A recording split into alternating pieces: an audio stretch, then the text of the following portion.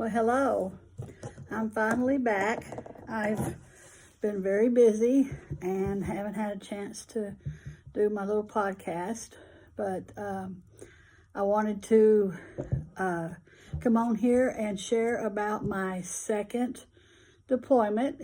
As you remember, my first deployment was with Acts of Mercy International and the Antioch Church in Boone. Well, when I came back from there, I was scrolling through Facebook and I ran across a page called God's Pit Crew. And so I started following them and found out that they do the same thing Acts of Mercy does, which is go to disasters and bring relief to hurting people. And so it's a Christian organization. So anyway, so I was following them and seeing what they were doing. And on Wednesday, January the 8th, I was home and my friend Brenda was over and I was just kind of scrolling through Facebook and talking to her. And it popped up that God's Pit Crew was going to North Carolina, to Asheville. And as you remember, on my first trip with Acts of Mercy, we had tried to get into Asheville, but weren't able to. But anyway, so I got excited. My heart leapt in my chest, and I thought, wow, I would love to go on this deployment. So I researched further with God's Pit Crew, and then I told the Lord again, here am I, send me. And so that's become my new slogan, I guess you could say. I try to remember to tell him that every morning in my quiet time. Wherever you want me to go, wherever you want me to minister today, whoever you want me to touch today, for you, Lord, I'm willing to do that. And so, anyways, I'm sorry, I'm looking at my notes because that trip's been a little bit ago. But anyway, so I made another little post on Facebook. I didn't have anybody to go with me. My cousin Cassie was tied up, and so I thought, well, I'm going to have to fly, and because I didn't want to drive that far by myself. And some of you know me, know I do not like to fly because, the Bible says, lo, I am with you always, even unto the ends of the earth. And so I didn't want to fly. I just don't like airplanes. But, I knew that God was here stretching me again, trying to get me completely free of trust issues and fear issues. And believe me, I've come from way down here to way up here, but I still am making that trudge forward. And so anyway, so I had my friend Pat look up airline tickets for me and figured out the cost of the trip and everything. And I figured I would need $1,300 thereabouts for my plane ticket round trip and the things that I would need, because it was extremely cold up there. And I didn't even have a coat heavy enough to wear while I was there working. So I knew that I would need a heavy coat and some good gloves and some work boots that were waterproof. And so I would need funds for those things. And so I asked the Lord for $1,300, and I again gave him a time limit. And I told him that Friday by 9 p.m. I needed $1,300.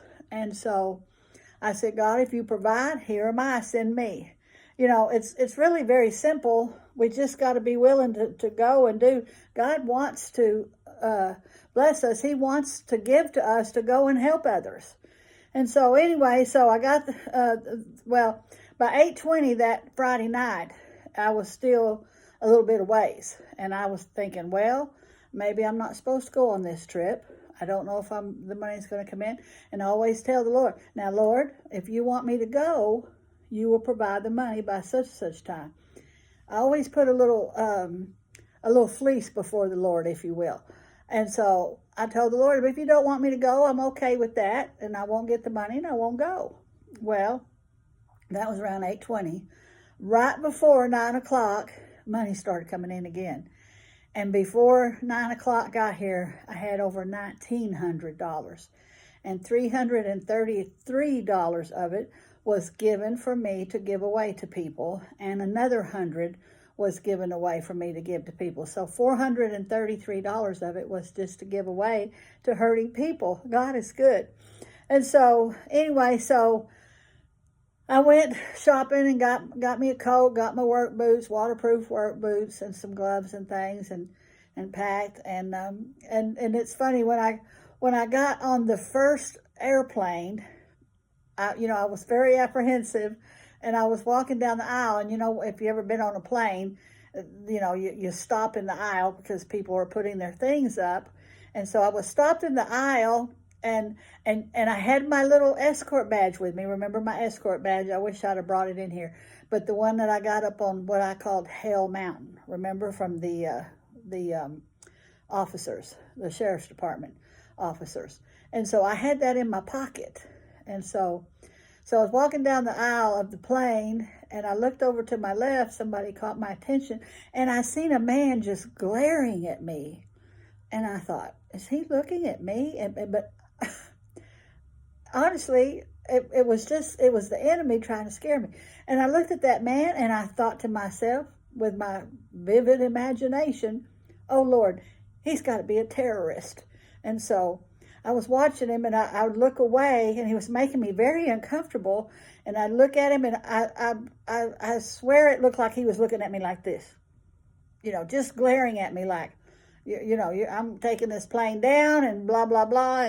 And so I was kind of struggling with that. But then when I got in my seat and sat down, I thought, well, Lord, that was kind of freaky, but I've got my escort badge, which reminds me, Lord, that you are my escort no matter where I go. And so with my vivid imagination, again, I was sitting in my plane seat waiting for us to take off. And I put my hand in my pocket and felt of my escort badge. And my thoughts got to running away with me. And I thought, well, if this plane starts going down for any reason, I'm going to grab my escort badge out of my pocket, and I'm going to hold it up, and I'm going to say, nobody panic. I've got my escort. Jesus is with us. We're going to be okay. And then that plane's just going to smooth right out and keep going. And then I got tickled. Well, this man sitting next to me kind of looked at me because I was laughing out loud, and he asked me what I was laughing about. And I told him, and we got to talking, and he was a young man that had recently gotten saved, and his grandmother had raised him, a little Pentecostal guy, and he was going back home, and he was going to be baptized in a few weeks. And we got to talking, and I had told him how kind of apprehensive I was about riding the plane, and I can't remember his name, but he patted me on the shoulder, and he said, God's got you, and I got you back, too. Me and God's got you. Don't worry, Miss Wanda. Very sweet young man. I ended up giving him a book. But anyway, that was my first plane ride. And then I had a layover. And so I got on the second plane. By then, I was a little better until I seen the size of the plane. It was pretty small, and I thought, oh boy, But anyway, I made it through, and I got to Asheville, and a brother named that they called Doc, and a lady named Marge from God's Pit Crew picked me up, and we hit the ground running. I mean, they picked me up in a God's Pit Crew truck, and we went immediately and started doing assessments of houses that needed work. And so we did that all day until dinner time. And what I didn't know is that, I kind of knew it, but I wasn't sure exactly what. But I found out that with God's Pit Crew, all you got to do is get there to volunteer and get yourself home. So you pay to get yourself there wherever you're going, and you pay to get yourself home. And these people take care of you, good care of you. I mean, they had breakfast every morning. I mean, I'm talking a breakfast. I'm talking sausage, bacon, eggs, biscuits, gravy, cereal, fruit, oatmeal, pancakes, whatever you wanted, really. And coffee and juice and milk, and they would feed us good every morning, and then we would go on our deployments and muck out houses and take trees off of roofs and out of driveways, and they would have things there for us to make us a sack lunch, and we would make us a sack lunch to take out with us. And boy, it was cold up there in Asheville. I remember one day going out to work out in the yard on trees at a lady's house named Miss Billy. And it was, I believe, 6 degrees that morning when we got there. It was really cold. In fact, I was warm though with my new warm coat, my new long johns and all that. But when I took my gloves off to eat lunch, in like 3 minutes, my hands started aching, and I realized my hands were freezing. And so I couldn't even finish my lunch because my hands were so cold, and I couldn't touch my lunch with those nasty gloves I had on. But that's how cold it was. But anyway, so the first day I rode around and did assessments. We went up in the mountains a little bit. There was snow on the ground, and we did that. And then the next day, we went out and we went to Fletcher, North Carolina, and met a lady named Kelly, and I still am in contact with her. And she had some mucking out that needed done, and most of you know by now, by what I've told you, that mucking out consists of going into a person's home or their basement or their bottom floor of their home and getting mud out, sometimes 3-4 inches deep, sometimes a foot deep. And you get shovels and wheelbarrows and sleds, and it's a dirty job, and you get the mud out of their house, a wheelbarrow at a time or a sled at a time, and you haul out all the furniture and everything in the house that has been ruined. And after you've done all that, then you cut the sheetrock out about 6 or 8 inches above where the flood line was in the house, and you get the sheetrock out that's wet and all of the insulation that's wet, and you haul all that stuff outside. And then they bring in these, when you get all that done and you get everything cleaned up, sometimes the floors need torn out and sometimes they're salvageable, and then we just pressure wash them. But anyway, you do all that, and then they bring in, next crew brings in these big old humidifiers, I believe they call them, and they dry everything in the house, and then when it 2 or 3 days they dry it, and then they put some kind of something on it. I think they call it shock, that keeps any mold or mildew from growing back until the people can get their house fixed. They're able to live in their house again. So God's Pit Crew, they're a wonderful organization, and they're always looking for volunteers. And so you will love these people. They're godly people, godly men, godly women. I loved working with them.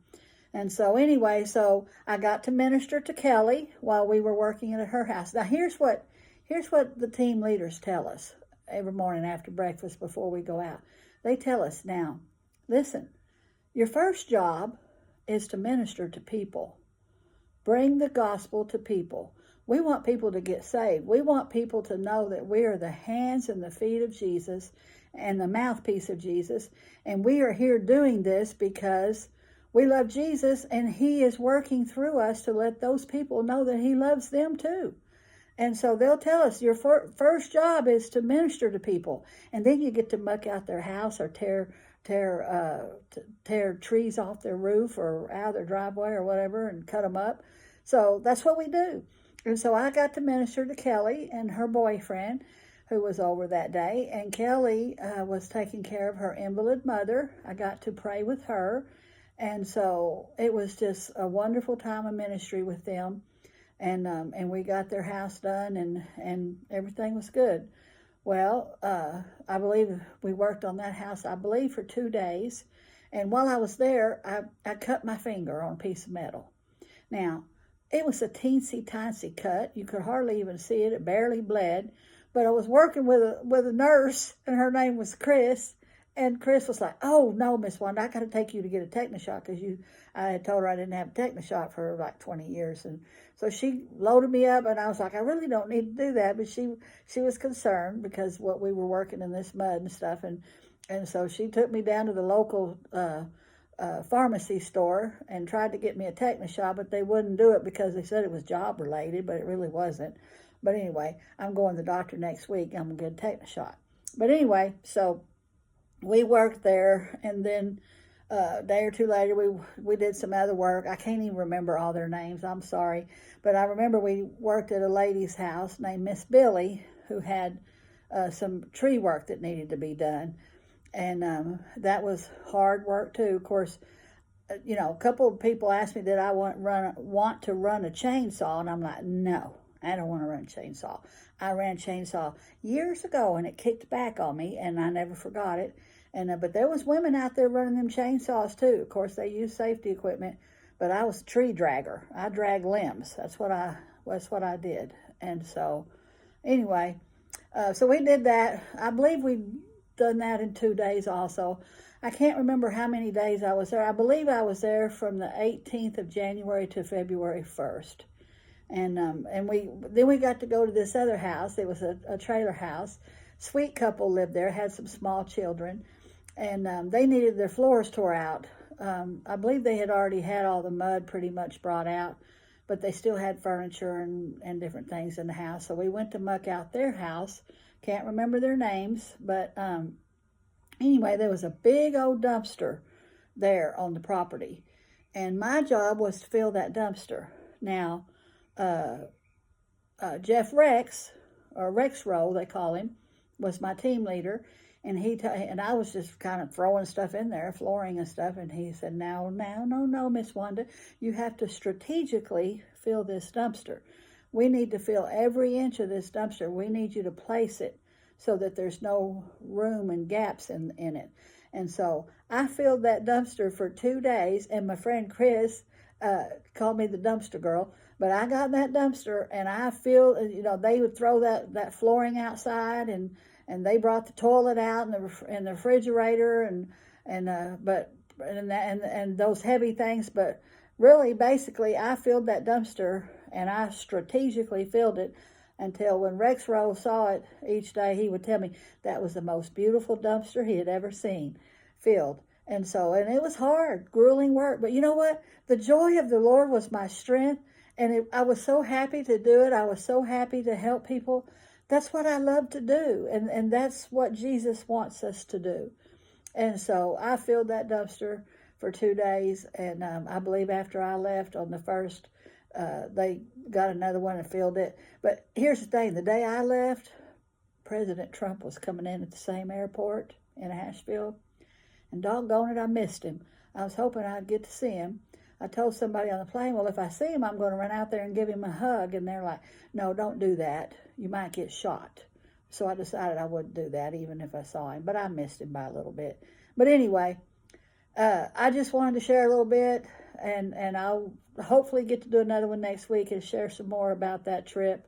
And and I wanted to say every night at 6 o'clock, these people had dinner ready for us. I'm talking a nice dinner. And we were so wore out, though, by the time we showered, we was ready to go to bed and start back over again every morning at 6 o'clock. They had shower trucks. They had these big old 18-wheeler trucks that had showers in them. And so we could go out and shower in those.